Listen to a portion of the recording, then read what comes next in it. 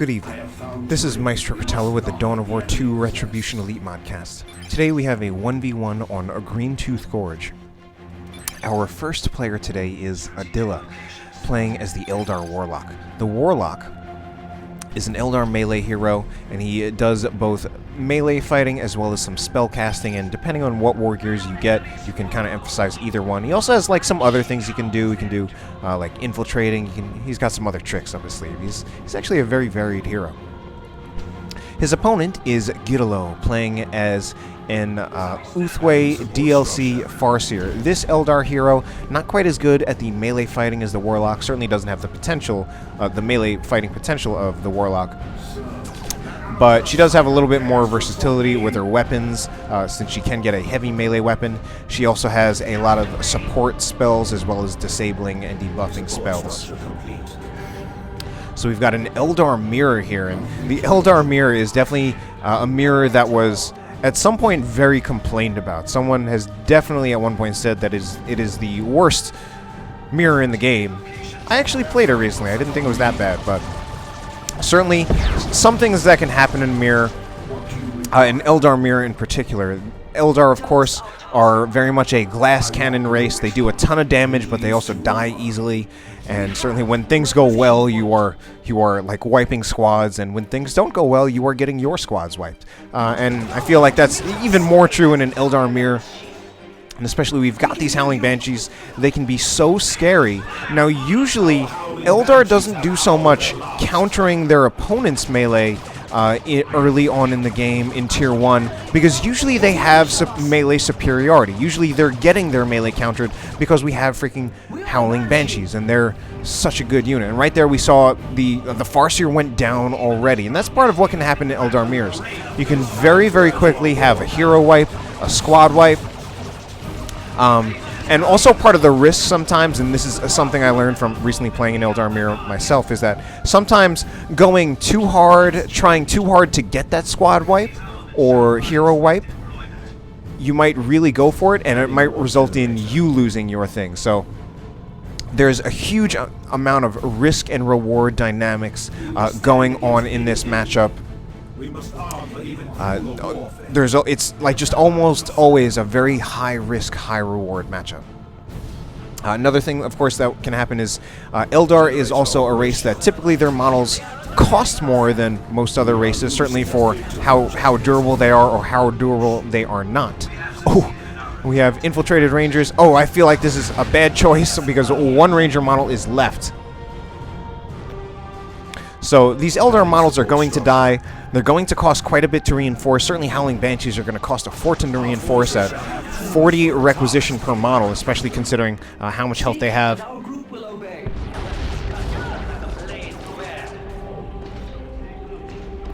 So there's also a lot of potential to do a lot of economic damage to your opponent. I mean, it goes both ways, of course, since this is an Eldar mirror. Everything's going to go both ways.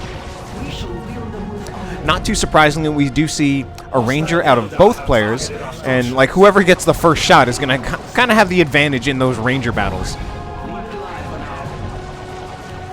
And definitely at one point it was, I think part of the complaint of Eldar mirrors that I had heard long ago was that it's a lot about a ranger battle, or it can be at least, since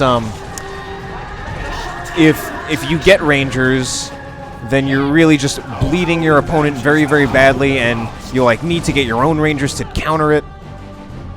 And then it just kind of comes a ranger off. So we definitely have well, Giddolo going for a second ranger, nearly losing his first. Yeah, I was gonna say I don't think he should push his luck, leaving this lone ranger out on the squad, out on the field. This lone ranger, I enjoyed that. But anyway. I enjoyed that a little too much. Adila actually going for a Guardian weapon team. Giddolo going for that second Ranger. Now, for the most part, I feel that the second Ranger play is going to be a little bit stronger in the mirror.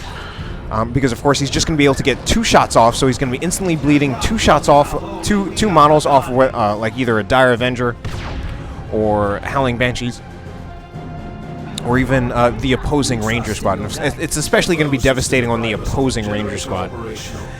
And he's also, the double rangers are going to counter this shuriken, whereas, I mean, I feel like this shuriken I mean, it can certainly control Giddolo's Howling Banshees. He just, again, needs to be careful about it getting blasted by ranger fire. He also needs to be very careful about a flank. Now, one of the things that's also really good about these rangers is that kinetic pulse ability can be very, very powerful in this matchup. One thing that's especially powerful is that, I mean, normally for the Howling Banshee, when the Howling Banshees have to fight each other, it's kind of a dice roll about which squad is going to get the knockback. So part of what you can do is you can use that kinetic pulse, knock back your opponent's Howling Banshee squad, and then your Howling Banshee squad just goes in and cleans up, and it's a huge win for them. That being said, Adila's actually the one who's really taking the field, and I'm not entirely sure what's doing it for him. He does now have a Warlock out, did get the Merciless Witchblade, which is a fantastic weapon war gear. It's overall definitely the best weapon war gear for the Warlock. There are certain situations where the Witchblade of Kurnos can be more useful depending on what your opponent gets, but certainly the versatility of the Merciless Witchblade definitely has the versatility, making it the better choice overall across matchups. Now, of course, out of this Merciless Witchblade, it's only 65 DPS melee, which is not that overwhelming, certainly considering what you can get out of upgraded weapons from the Force Commander, the Chaos Lord, the Commissar. But first of all, it has the 15 energy burn, so it drains energy from opposing units. That can be very, very good against heroes, especially heroes who rely on casting spells. It can also, now the Merciless Witchblade also makes the Warlock's ranged attack do knockback, which is like one of the ultimate single entity counters. Now, unfortunately, this Guardian weapon team actually in a really bad position.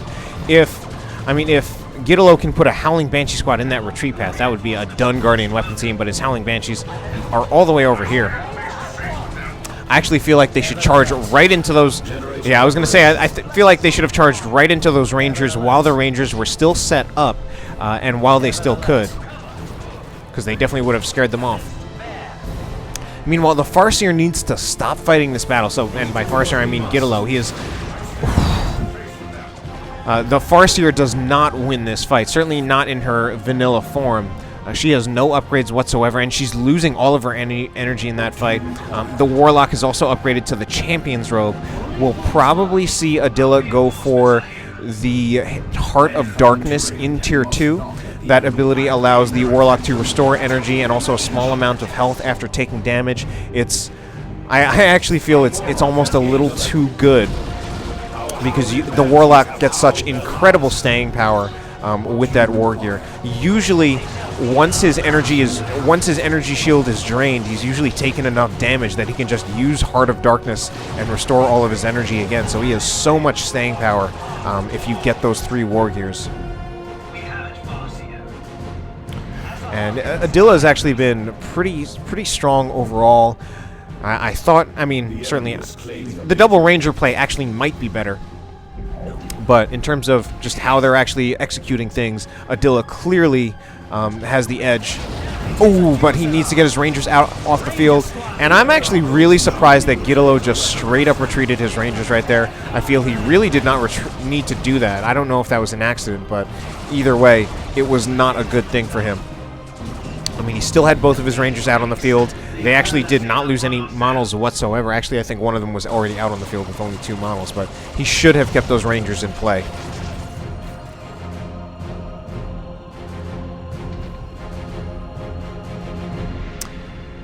Now, Adila is going for a Wraith Lord, and I would say that's the main disadvantage of Giddolo going for a double Ranger play. Now, if he had gone for a Guardian weapon team the way Adila did, he would have access to very cheap AV in Tier 2 just by upgrading to a Bright Lance on his Guardian weapon team for a mere 75 requisition. Meanwhile, I was going to say those Dire Avengers in trouble, but we have Howling Banshees against Howling Banshees, and yeah, Giddolo's Howling Banshees are really going to have to get out of there because they had less health, and even then, even getting out of there, they're in a huge amount of trouble. Probably going to lose at least 1 model. I have a feeling Adila has activated Swift Movement, which is absolutely devastating, and actually, at this point, I think Giddolo's lucky that he's getting 3 Dire Avengers out of there alive.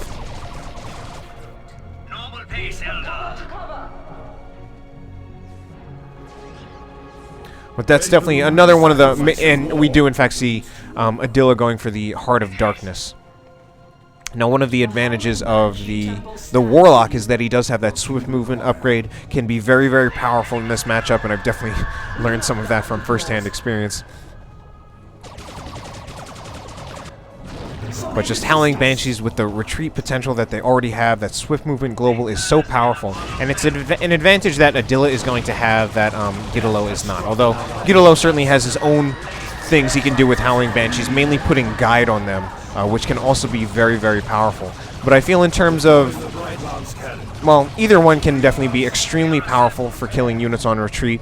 I feel like I trust swift movement a little bit more, and I feel like it might be a little bit better since you can keep your Howling Banshees in range longer.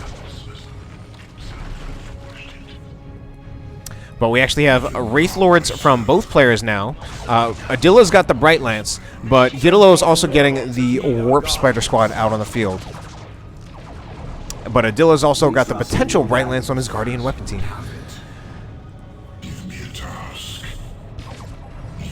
Adila's Wraith Lord, I feel he should actually just turn and start taking shots at Giddolo's Wraith Lord just to put on that pressure. And, I mean, Giddolo right now, he doesn't have any other AV. He does have the Warp Spiders. They are immediately upgrading to get the Haywire Grenade, or rather the aspect of the Warp Spider, which grants the Haywire Grenade, among a few other things. But mainly the Haywire Grenade. Alright, and yeah, because once Adila's Wraith Lord starts taking shots from the Bright Lance, Giddolo really just has to back off. And I mean, Giddolo's right now, with his composition, I would say, he generally does not have the advantage in terms of just what he can do against this Wraith Lord.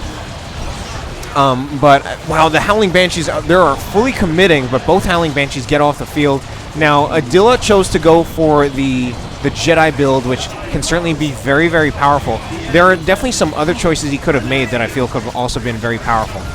If he had gotten... He could have gotten the Channeling Runes, which would have given his Howling Banshees a bit of an advantage over Adila's, or rather over Giddolo's. We are losing a victory objective. He also could have gotten the Witchblade of Kurnos, and that would actually be very, very powerful for having the Warlock counter the Howling Banshees. But now we have a Bright Lance on... we also have a Bright Lance on Giddolo's Wraith Lord. I actually feel this would be the time, I think... Well... Giddolo just chooses to back off. Perhaps, of course, he doesn't see what I see, so he doesn't maybe... He could definitely be thinking there might be a Bright Lance waiting for him in base, or a Warp Spider Squad ready to haywire his Wraith Lord. He probably just recognized that he was extending his Wraith Lord pretty far forward and that there could be something waiting for him, and then it was probably the safer choice to just move his Wraith Lord back off. And I mean, look at what these Howling Banshees can do, and that is part of what can be so tough in this matchup. We got Howling Banshees on both sides. We've got swift movement for the Warlock. We can potentially have Guide from the Farseer. So the Howling Banshees really can do a lot to wipe squads in this matchup. Another thing, I mean, one thing that can definitely happen in this matchup is a game won't last like as long as most games. Like, this is definitely a matchup that can often end in like 10 minutes. And the last time I played in Eldar Mirror, it ended in 10 minutes. And I feel like this is definitely a matchup where that can happen. Just one player getting squad wipes, just basically just getting a squad wipe at some point, and then the game's just over, or getting a few squad wipes.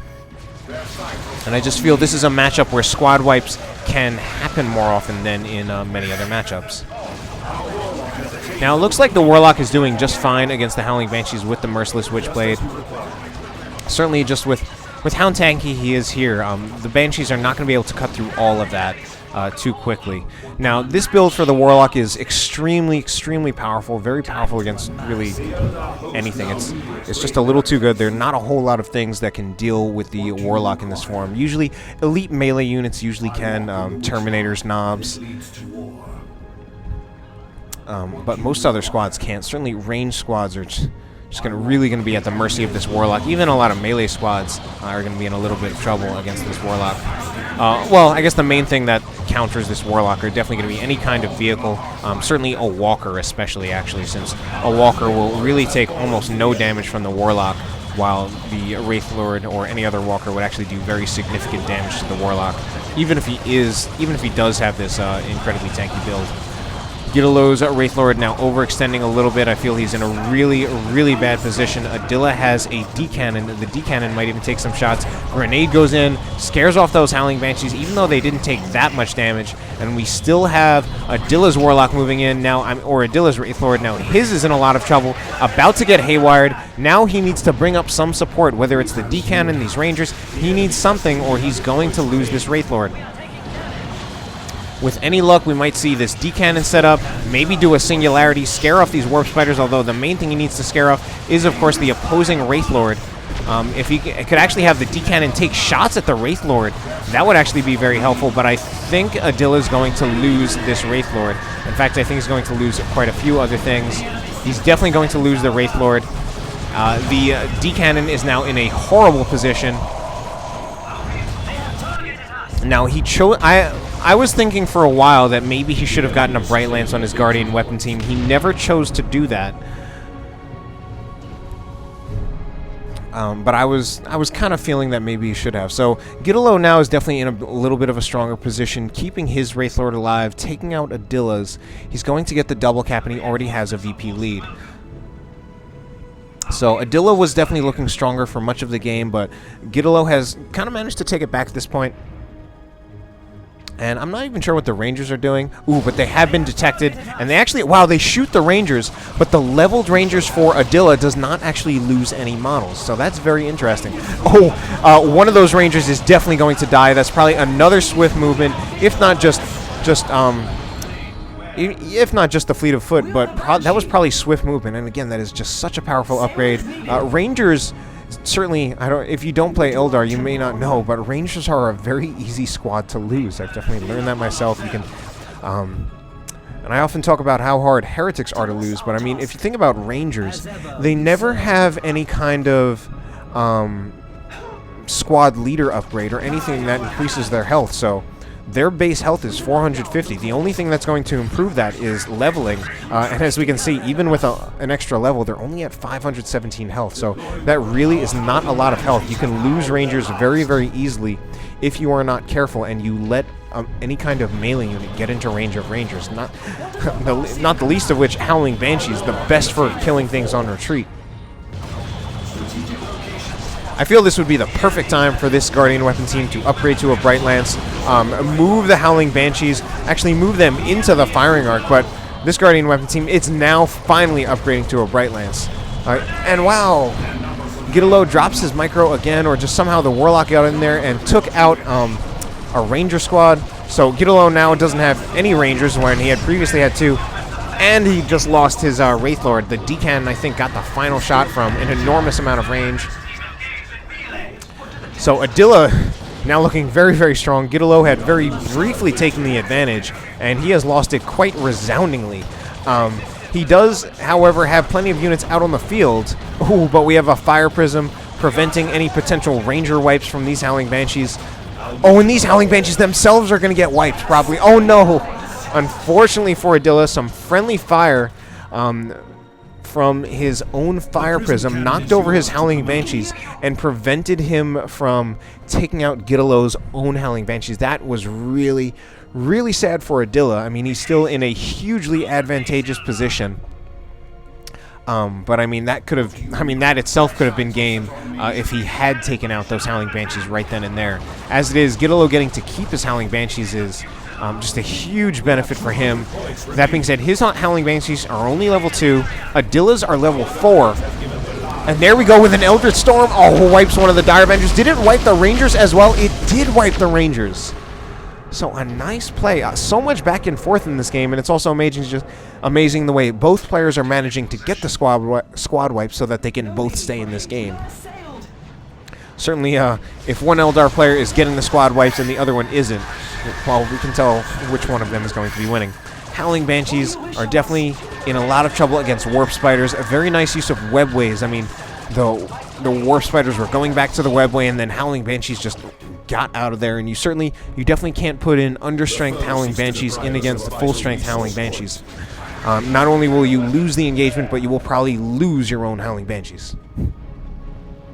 So Giddolo, despite the massively advantageous positioning that Adila was in, he never really managed to take it back in terms of VPs. He definitely had a huge army advantage, but then he lost 2 squads and Giddolo built a new one. So Giddolo getting more units out on the field. I feel like he should, yes, bash these generators with the warp spiders. That will probably, especially if he can bash all of these with the warp spiders, he can probably get to level 3 for them. They already do a ridiculous amount of damage, but we're going to see a D-cannon taking a shot from long range. I feel like the fire prism is also going to take a shot. Yeah, warp spiders need to retreat out of there. Not just retreat, but teleport away and then retreat. Alright, about to be a double cap for Adila. He's actually behind in VPs, even though I feel like overall he's, well, the way I was going to say I feel that overall he was doing better in this game, but I mean, if he's behind in VPs, maybe he's not. But Warlock right here, only level 4. That's actually somewhat surprising. I would expect him to be a little bit of a higher level. But, I mean, the game is still not over at all. It does feel like we're past the halfway point of the game. But, I mean, still over 200 VPs left for Giddolo, still around 200 VPs left for Adila. I actually have a feeling we will see this Warlock get to a pretty high level by the end of the game. I'm going to guess at least 6 and more likely 7 or 8. And it's certainly not impossible for him to get to 9 or even 10 just with this build.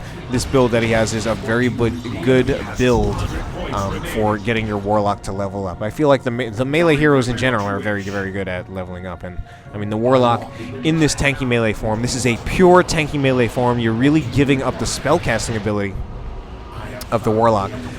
But he is such a powerful melee unit in this form. Did we have a... Yes, a singularity did go off. The D-cannon pulled the other D-cannon into a singularity. It lost a model, also lost quite a bit of health. But we now have Seer Council out for Adila, and he's got both Seer Council as well as Howling Banshees. That is a very, very scary, and his Howling Banshees are level 4. One thing Adila might want, though, would be a new squad of Dire Avengers, just in case his Fire Prism gets hit, so that he can repair that D-cannon, or rather, that Fire Prism. But this is a little troublesome. I haven't been paying much attention at all to the upgrades for the Farseer. I've certainly been talking a lot about what the Warlock has, but we do have some upgrades out of the Farseer. We have the Armor of the Assyrian, actually only the Armor of the Assyrian. I actually thought with the sword that she has, her sword is like shimmering right now. I thought her default sword does not really do that, so I thought she also had the Gravity Blade. And although Giddolo does not have the Gravity Blade, I think he might want to get it, since that would be something that would be very, very good for helping him deal with these level 4 Howling Banshees, as well as the Seer Council, and as well as the Warlock. Especially if Adila ever ends up blobbing all 3 up together, the Gravity Blade would be something very, very powerful against those... basically just against all those squads. As it is, he does have the Armor of the Assyrian, giving him the Time Field ability, and that can itself be very, very good against the Howling Banshees as well as the Seer Council. Alright, the Warlock right here getting suppressed by this Guardian weapon team. Meanwhile, back here, this is going to be a dead Bright Lance. Adila probably just losing track of it, trying to pay attention over here, and he loses the Fire Prism. Just a long-range shot from this D-cannon. Wow, I can't believe I was actually surprised that he had sight on it, and maybe he didn't. Maybe he used the Farsight Global, or maybe he just shot ground. But either way, now Giddolo's the one looking strong, but now Adila has taken the VP lead, 189 to 61. Howling Banshees approaching for... and actually just committing to this engagement. Giddolo actually gets the first knockback, so he's got a slight advantage here, and he actually decides to retreat, which is kind of surprising because it actually looks like he had the advantage. He may have just gotten a little bit scared, but now he's going to lose a lot of Howling Banshees in the Howling Banshee models in the process. If anything, he's not lucky to lose the squad. But Adila, where is he going? I feel like he knows that this webway gate is here, and he's running around trying to find it, and now he has found it. So he's going to take down this webway gate. Howling Banshees, unfortunately, I don't think they're quite going to be able to stand up to the Seer Council, as scary as they can be. But why would Adila fight his own Howling Banshees? I just got confused, and I thought that those were against each other. We have a Falcon out, of all things, a late-game Falcon. Actually, I feel like it's not that bad of an idea at all, because this can keep Giddolo out on the field. He can put his Warp Spiders inside the Falcon, but he's actually choosing not to do that. And the Falcon, of course, is actually much better in Tier 3 than it is in Tier 2, because you do get that energy shield upgrade, and it can be very, very difficult to take out when it does have that energy shield.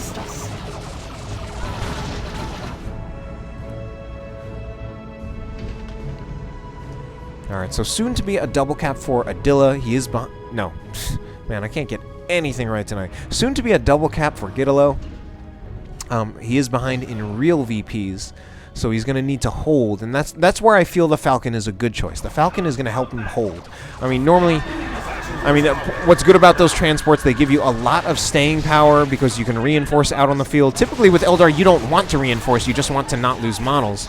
But having Howling Banshees get reinforced by a Falcon can still be extraordinarily powerful, and especially with Howling Banshees, and I feel like we're just at a time right now when he really needs to do that. We do have the Gravity Blade from Giddolo, and he's going to use it right now. I knew he was going to use it. Meanwhile, something got killed over here. I think Adila lost something, and now his Falcon is also in a lot of trouble. Meanwhile, over here, that's going to be it. This squad of Howling Banshees has to be dead, and yes, it is in fact... No! One model got out of there alive. I think just lucky, got a lucky split right there, and Adila was able to get one of those Howling Banshee models out alive. But I mean, that Gravity Blade, it really did end up being a great choice. And now we have an Avatar chasing after the Falcon. Frankly, the Avatar could probably just walk right into base and take out the Falcon. I don't think the Falcon would be able to do anything about it. D-Cannon in a lot of trouble right now. That being said, I think the Falcon could probably still outrun the Avatar. Oh my! Alright. Unfortunately, the timing just wasn't quite good. Well, actually, it looks like he was trying to go for his own D-Cannon. But actually, I guess what really happened was he scared off the Howling Banshees from chasing. And the Avatar actually gets haywired and can't do anything. It's just actually just standing around while all these things are capturing. The D-Cannon, Giddolo's D-Cannon actually hitting his own units because he's trying to, it's targeting the Avatar. Yeah, Howling Banshees, Warp Spiders need to get out of there because of the Howling Banshees. Maybe they'll even go for the Falcon. That would actually be probably a pretty good choice. Oh no, they're in a lot of trouble right now. They do teleport, but not before a bunch of models get knocked back. Where is that Eldritch Storm? Right on top of the Falcon. Oh my god, and I think the Warp Spiders go down as well. I think that's finally going to be it, and the Howling Banshees go down. I think that final play with the Eldritch Storm sealed things in favor of Adila. But this game has been so back and forth, and what an incredible Eldar mirror.